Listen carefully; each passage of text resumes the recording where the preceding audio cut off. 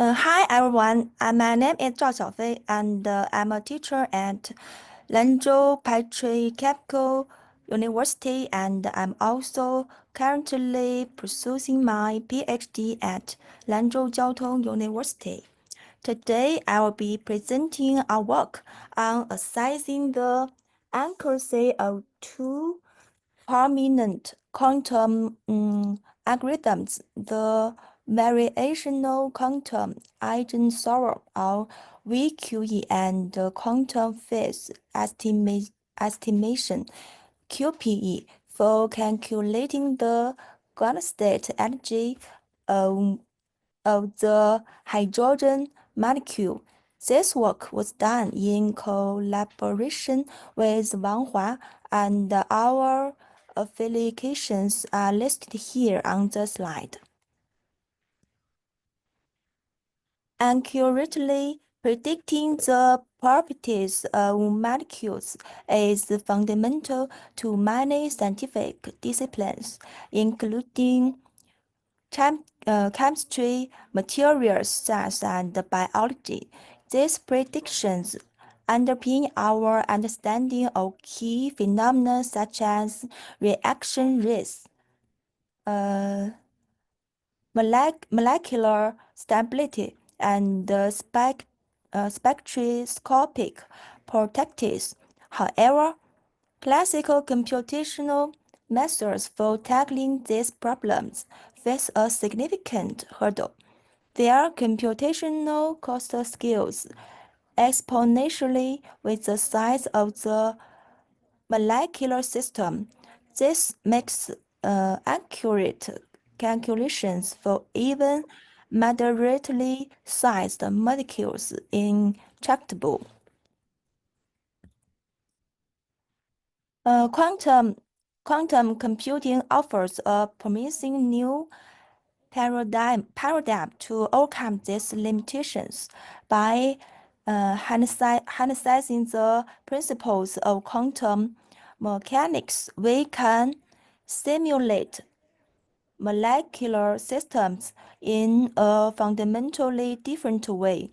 This approach holds the potential for achieving highly accurate energy determinations that are out of reach for classical computers.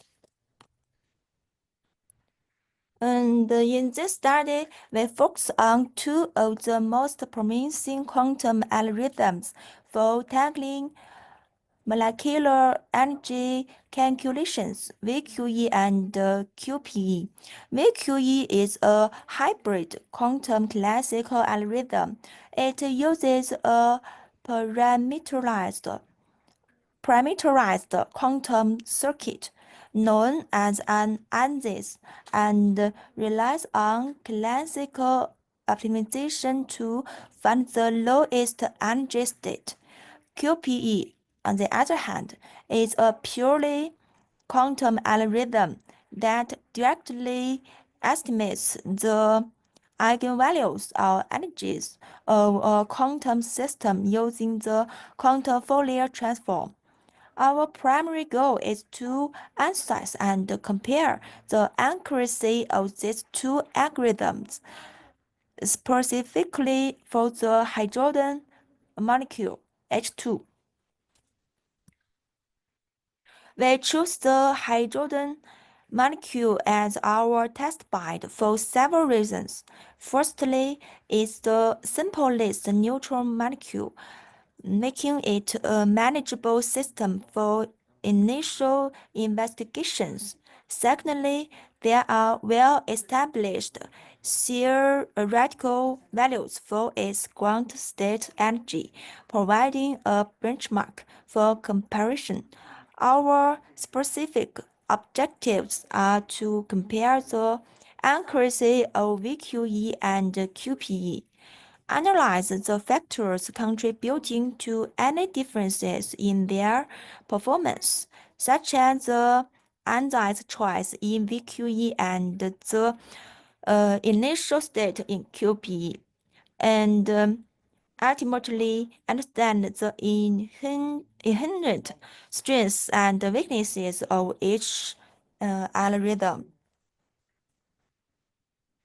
For our simulations, we used specific parameters for the hydrogen molecule. We fixed the bond length at 0.735 angstroms and employed the STO3G basis site to present the molecular orbitals. These traces were made to ensure comparability with existing research and to maintain simplicity for this intentional study. Here you can see a schematic representation of the H2 molecule. The first crucial step is constructing the qubit Hamiltonian. This is necessary to represent the molecular system in a way that can be processed by a quantum computer. We perform classical electronic structure calculations using the PySCF software package to obtain the molecular Hamiltonian in what's known as second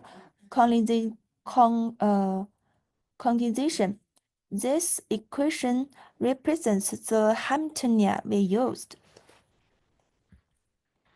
Since quantum computers operate on qubits and the Hamiltonian we derived involves fermionic operators describing electrons, we need a way to translate between these two representations.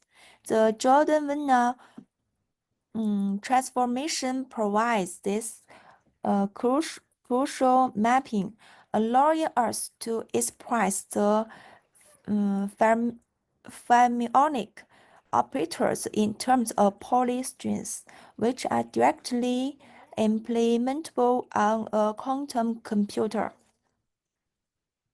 For the VQE algorithm, we implemented a relatively simple Ansatz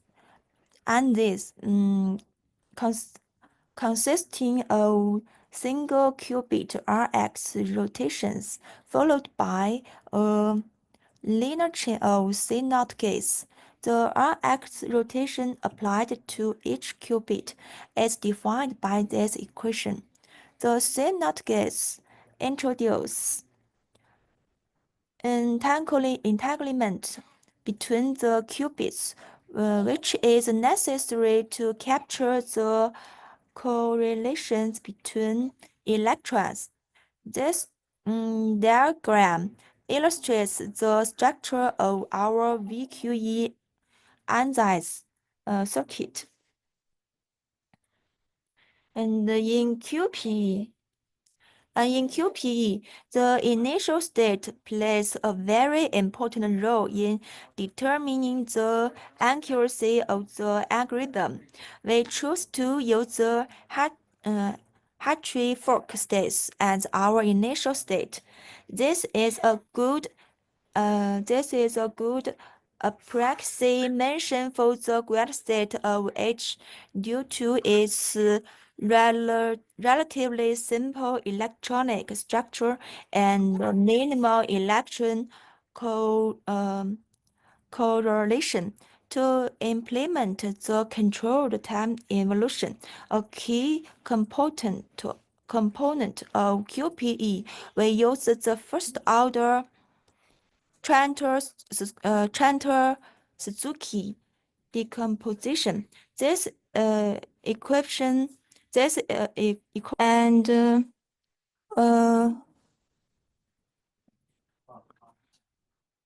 yeah. Okay. In contrast, the Estimated ground state energy obtained using QPE was minor 1.137306 Hartree. We used six um, ancillary qubits for this calculation.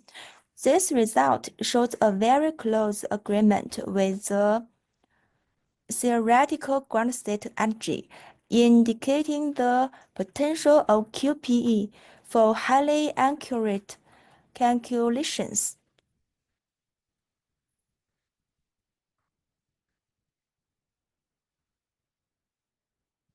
And this table summarizes and compares our key results. And you can clearly see QPE demonstrates significantly higher accuracy compared to VQE in this particular study. The difference in energy from the theoretical value is much smaller for QPE. And the significant discrepancy we observed between the VQE result and the theory and the theoretical value highlights a key limitation of the VQE approach. Its accuracy is heavily dependent on the choice of ansatz. Our simple Rx and CNOT ansatz has inherent limitations in its ability to fully capture electron correlation, which is crucial for accurately describing the ground state energy. More sophisticated analyses, such as those based on the unitary coupled cluster formalism, can improve accuracy by capturing more complex electron correlations. Another factor that could contribute to the VQE's lower accuracy is the possibility of the classical optimizer coupler in our case, getting trapped in local minima in the energy landscape. To mitigate this, strategies like using different optimization algorithms or starting the optimization from multiple random initial parameter sets could be explored.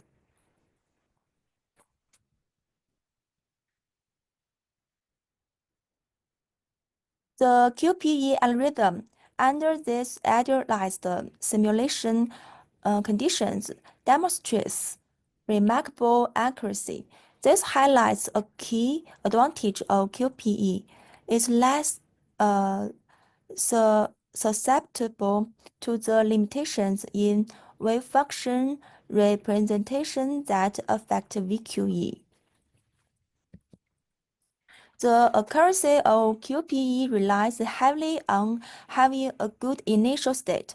In our case, the Hartree Fock state provided a good overlap with the true ground state of the hydrogen molecule.